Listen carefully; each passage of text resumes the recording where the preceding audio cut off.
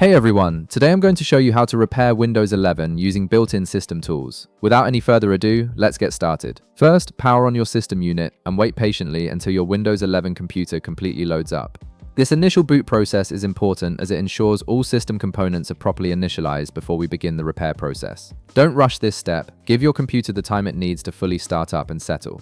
Once your PC is ready and you can see your desktop, we'll begin the actual repair process. Navigate to your Windows Start menu by clicking on the Windows icon in the bottom left corner of your screen. When the Start menu opens, go ahead and type CMD into the search bar. This will bring up the command prompt application, which is the tool we'll be using to repair your system. Now here's an important detail. Under the command prompt launch option that appears in your search results, you'll see an option that says Run as Administrator.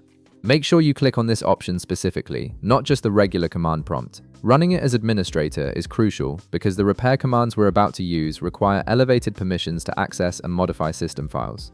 Without these permissions, the repair process simply won't work.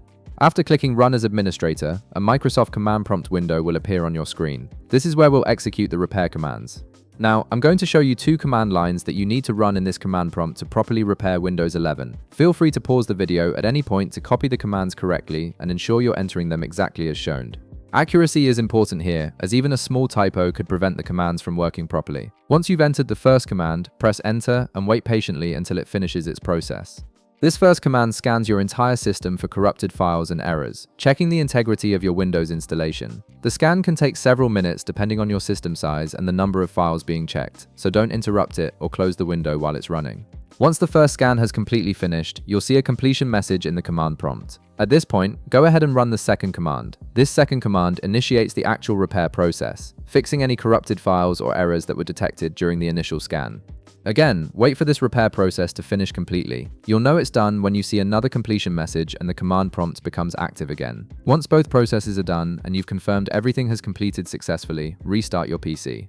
This restart allows all the repairs to take effect and ensures your system boots up cleanly with the fixed files. And that's it. You've successfully repaired your Windows 11 system using the built-in command line tools. If this video helped you out, be sure to leave a like, subscribe, and I'll see you in the next one.